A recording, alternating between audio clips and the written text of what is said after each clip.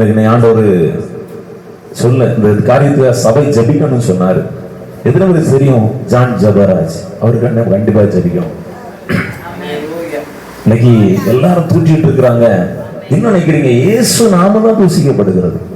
உண்மையா இல்லையா? நான் என்ன சொல்றேன்னா, அவர் மாட்டிச்சார், நிறைய பேர் மாட்டல. தான்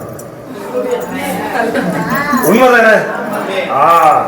ஆனா பாருங்க, நான் எல்லாரும் மாட்டணும்னு சொல்ல வரல, எல்லாரும் மனம் மாறணும்னு சொல்ல வரேன். இயேசுவை சிலுவையில் அறைகிறோம் என்பதை தெரியாமல் பாவம் செய்து கொண்டிருக்கிறார்கள். இன்னைக்கு அந்த சகோதரனுக்காக ஜெபிக்கணும். அவரை அதாவது விடுதலை ஆயிட்டாராம், வெளியே வந்தாச்சு. நான் என்ன சொல்றேன்னா, அவர் செய்தாரோ செய்ய, இனி அவரை பற்றி பரம்புகிற வதந்திகள் நிற்க வேண்டும்.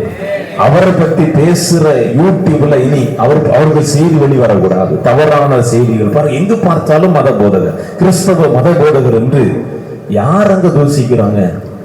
எனக்காய் சிலுவையில் அறையப்பட்ட இயேசுவை தூசித்துக் கொண்டிருக்கிறார்கள். வெளியே சொன்னா பரவாயில்ல, நம்மளே சொல்றோம். தேவனை அறிந்தவர்கள், தேவனை ஆராதிக்க ஆவிக்குள் என்று சபையை சார்ந்தவர்கள் கூட இன்னைக்கு தூசிப்பதற்கு காரணமாக இருக்கிறாங்க. ஒரு நிமிஷம் எல்லாரும் கண்களை மூடியாண்டவரே, உண்மையாட்டு அன்னைக்கு நான் அழுகைங்க. மீண்டும் கர்த்தர் அந்த மகனை எழுப்புவீராக. உண்மையாய் கர்த்தருக்கு ஊழியம் செய்யும்படியாக மீண்டும் பரிசுத்த ஆவியானவர் எழுப்புவீராக. அந்த வரங்களை மீண்டும் கர்த்தர் கொடுத்து அன்பு சகோதரர்கள் எழுப்புவீராக. உமக்காய் எழும்பட்டும், உமக்காய் எழும்பட்டும். கர்த்தருக்காய் பக்தி வைராக்கியம் பாராட்டட்டும்.